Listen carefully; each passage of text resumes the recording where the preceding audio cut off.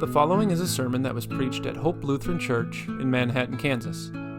For more information about our church or to watch and listen to past sermons from Hope, visit manhattanhope.com. Thank you for listening. Our gospel for this morning and also the basis for today's sermon comes from John chapter 2. On the third day, a wedding took place at Cana in Galilee. Jesus' mother was there, and Jesus and his disciples had also been invited to the wedding.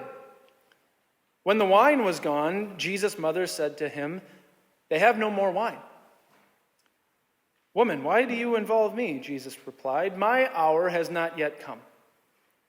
His mother said to the servants, "Do whatever he tells you." Nearby stood 6 stone water jars, the kind used by the Jews for ceremonial washing, each holding from 20 to 30 gallons. Jesus said to the servants, "Fill the jars with water." So they filled them to the brim. Then he told them, "Now draw some out and take it to the master of the banquet." They did so, and the master of the banquet tasted the water that had been turned into wine. He did not realize where it had come from, though the servants who had drawn the water knew. Then he called the bridegroom aside and said, "Everyone brings out the choice wine first, and then the cheaper wine after the guests have had too much to drink. But you have saved the best till now." What Jesus did here in Cana of Galilee was the first of the signs through which he revealed his glory, and his disciples believed in him. The gospel of the Lord. Praise be to you, O Christ. There's a close connection between your expectations of something and how you feel about a certain thing. Have you ever noticed that before? That there's a connection between your expectations and how you feel about something. And it typically can go one of two ways. Sometimes we have really high expectations, and then we're disappointed when those expectations aren't met. For example, you and your wife are hoping to go watch K-State play really well in a really important game against Arizona State. And then they throw an interception on the first play and lay an egg the rest of the game. You have really high expectations for this romantic weekend, this romantic date that you've planned for you and your spouse. And then it just seems like everything is going wrong from the very beginning. You have really high expectations, really high hopes for how your life, how your work is going to go. And then things just keep going poorly. Sometimes we have high expectations and we're disappointed when those expectations aren't met. And sometimes they're kind of silly, kind of fun, but other times they can be pretty real, pretty serious. The inverse is also true, isn't it? Sometimes we have really low expectations and then we're pleasantly surprised when our expectations are surpassed. And again, it can go from really kind of mundane and silly to really serious. You're bored on a weekend and you have a little extra time, so you're scrolling through Netflix and you find a show that you've never heard of before. You click on it, you watch it, and it turns out to be the best show you watch all year. Maybe you're a college student or a high school student and you step into a test that you didn't really prepare for, you're not really ready for. You say, whatever happens, happens, and then you actually do really well and you pass the test with flying colors. Maybe you say yes to a date with this guy that you barely know and you agree to go and get coffee with him because what's the worst that could happen? And then you end up married, moving to Kansas, and starting a little family. Just totally hypothetical. Sometimes we have really high expectations and then we're disappointed when those expectations aren't met. Sometimes we have really low expectations and then we are pleasantly surprised when what we thought was going to happen our expectations are exceeded in some way. And doesn't it seem like it's almost always one or the other?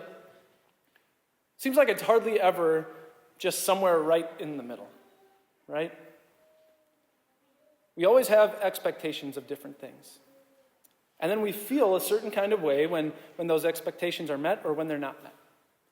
When those expectations fall flat on their face or they're surpassed in some kind of way. If that's true of so many things that we go through in life, I am willing to bet that we have expectations of God.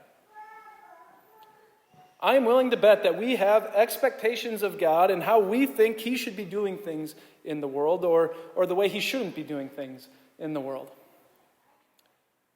And sometimes I think we can have too high of expectations when it comes to what God is going to do and what God wants to do.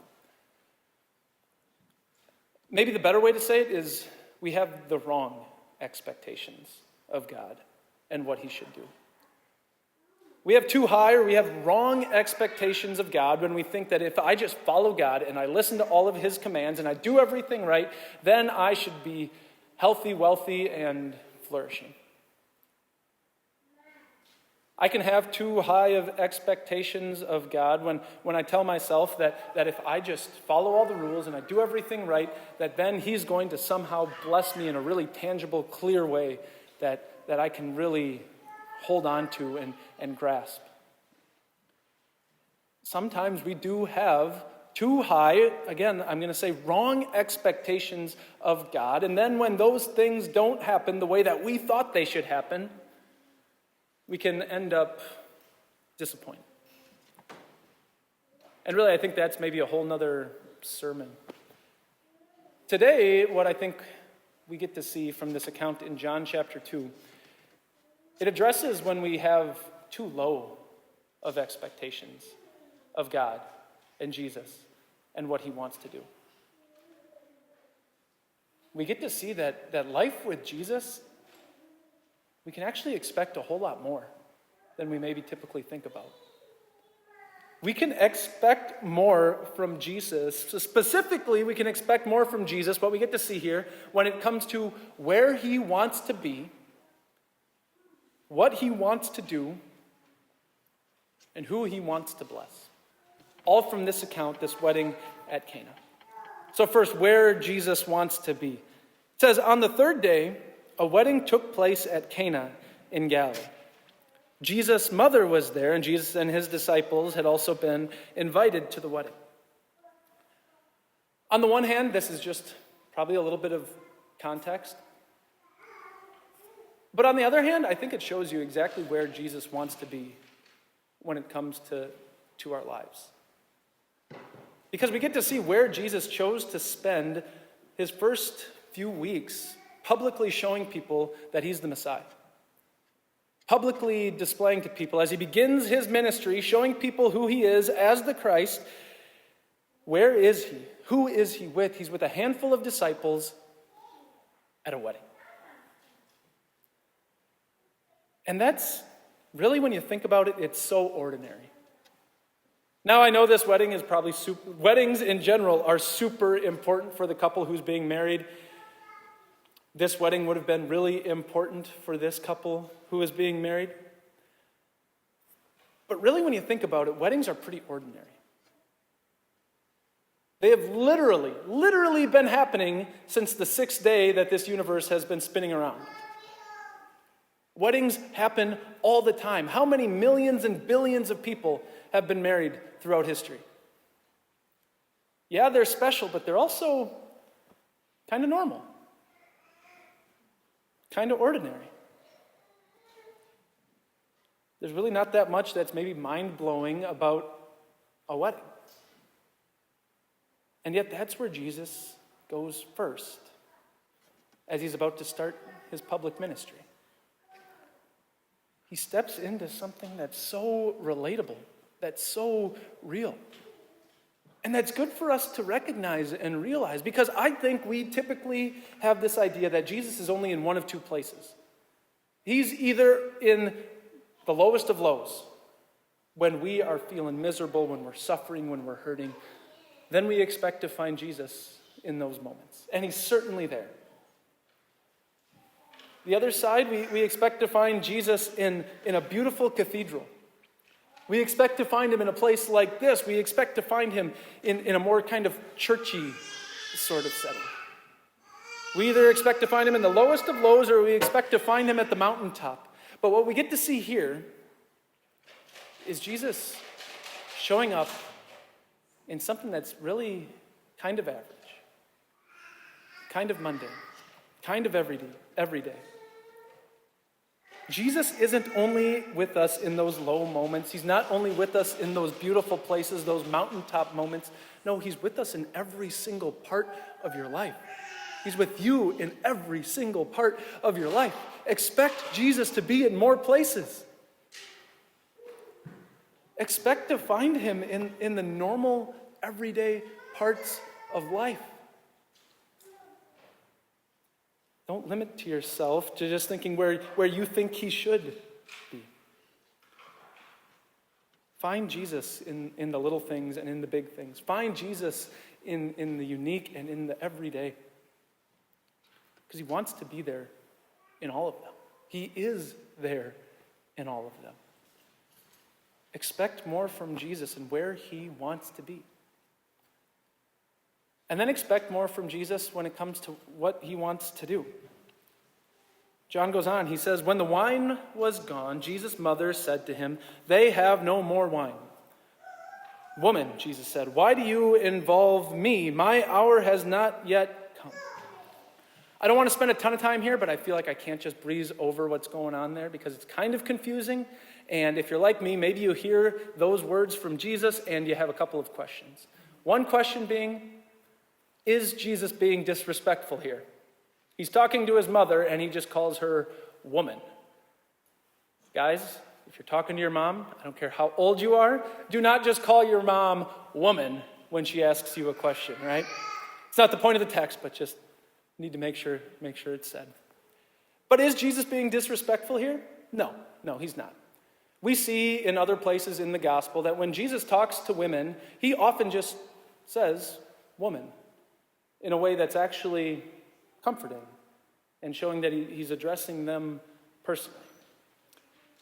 So no, Jesus is not being disrespectful to his mother here. The second question, though, and maybe the bigger, more important question that some of you might be asking is, what does Jesus mean when he says, my hour has not yet come? What does that mean? To understand that, I think it helps to know a little bit about the totality of John's gospel. John's gospel is kind of unique. It's not one of the synoptic gospels. It's kind of in a world of its own and everything. It tells the same story of Jesus, but it tells it in a different way. And what you see over and over again throughout John's gospel is big events will be happening or about to happen, and Jesus will say, my hour has not yet come. And when he talks about his hour, he's talking about his time on the cross. Finally, when he's about to go into Jerusalem, when he's about to go and face the cross face to face, then he says, the hour has come. My hour has come. And so, by here saying, my hour has not yet come, Jesus is saying, it's not time for me to go to the cross yet. It's not time for that part of the salvation story of how God and God the Father and God the Son, they had planned this all from eternity, exactly how it was going to happen, where it was going to happen, who was going to be there. They had this all planned from eternity. Salvation was going to happen the way that Jesus and his Father had orchestrated it and planned for it to happen. And so by Jesus saying, my hour has not yet come, he's saying, this isn't part of the plan. And he knows that if he does this miracle in a really public, in a really obvious way for everybody to see, it could change the timeline. It could speed things up beyond what has been planned. And so he says, my hour has not yet come. But then he still does the miracle. But you notice how he does it. He doesn't do it in front of everybody for everyone to see. He just does it in a way that just a few servants and some disciples would know about. He does it in this low-key kind of way. And then what happens? It says, his mother said to the servants, "Do whatever he tells you." Nearby stood 6 stone water jars, the kind used by the Jews for ceremonial washing, each holding 20 to 30 gallons. Jesus said to the servants, "Fill the jars with water." So they filled them to the brim. Then he told them, "Now draw some out and take it to the master of the banquet." They did so, and the master of the banquet tasted the water that had been turned into wine. He did not realize where it had come from, though the servants who had drawn the water knew. Then he called the bridegroom aside and said, "Everyone brings out the choice wine first, and the cheaper wine after the guests have had too much to drink. But you have saved the best till now." When you read this account, when you read those verses, expect more from Jesus. Be reminded that you can expect more from Jesus when it comes to what he wants to do. Because I think it's really easy for us as Christians to think that life as a Christian is one that's boring, and one that's dry, and one that's stale, without excitement or without joy. But what do we see Jesus' first miracle is? Is Jesus in a hospital? Is Jesus healing a blind man? Is Jesus taking away someone's sickness? No. He's at a wedding. He's making sure the party keeps going. And that's his first miracle. He wants to make sure that people stay rejoicing and happy at a wedding. We quickly recognize that Jesus came to take away all of the bad things that sin brings into this world. We think about all of the hurt, all of the pain, all of the sadness, and we recognize that Jesus does and wants to take those things away, and he does. But he also wants to give us so much more. He wants to give us joy and happiness and just an understanding of this life that's so much greater than what we typically think of. He starts at a wedding to make sure that people can keep having a good time. Expect more from Jesus when it comes to what he wants to do. And you notice how much Jesus made? It said there were 6 jars with 20 to 30 gallons that could be held in those things. Some people have crunched the numbers, they've done the math. That is 600 to 900 bottles of wine that Jesus made. And it's probably towards the end of this wedding. So they don't really need this much. But he does it. And then the quality, this is like the choicest wine. Jesus, when he makes all of this wine, he doesn't just make Franzia or some boxed wine or something that you get on the bottom shelf at Aldi. No, he makes the choicest, the finest wine, the best that this guy has tasted yet. You see, when Jesus does a thing, when Jesus does anything, he doesn't do just enough to scrape by. No, he goes over and above, so it's overflowing. He does these things perfectly, everything perfectly, more than we need. Think of your salvation. Did Jesus do just enough so that you could maybe reach your full potential? Did Jesus do just enough to activate your ability to do good stuff? No. He did it all. He did every last thing. He went over and above to make sure that you could know that he does all things for you. So you could have no doubt. He didn't do just enough. He did more than enough. So, does that mean that when Jesus wants to do more, that we should expect our lives to just be easy? That he should just give us tons of blessings and make our life all sunshine and rainbows, that everything should just go smoothly for the rest of our lives? If Jesus wants to do more,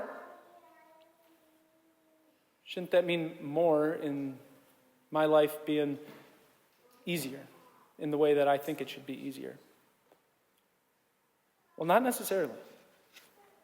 It's 100% true that we should expect more from Jesus when it comes to what he wants to do. But that's the important part, the last part of that. It's what he wants to do, not what I want him to do. And so maybe Jesus will take care of me in ways like this, in ways that I never saw coming, that seem miraculous. Maybe that's what he wants to do that shows me that he can do more. But maybe sometimes he'll teach me more and more to rely less and less on myself and more on him. Maybe sometimes he's going to show me more and more that my peace and security isn't in this world, and more my peace and security is in what he's done for me and the life to come. Maybe he'll teach me more and more to watch and just see what he can do when I put something in his hands and watch what he does with it. We can expect more from Jesus when it comes to where he wants to be, what he wants to do, and how he wants to bless us. And then we expect more from Jesus in who he wants to bless. It's a small detail. And I kind of alluded to it before, but who are the only people who really, we know for certain, knew what was going on here in the miracle? It said the master of the banquet did not realize where the wine had come from, though the servants had drawn the water new. What Jesus did here in Cana of Galilee was the first of the signs through which he revealed his glory, and his disciples believed in him. Who knew about this? What had happened here? Yeah, it's a small number of people, but I think it's more than what people would expect. It's just some servants, and at this time, not even all of his disciples.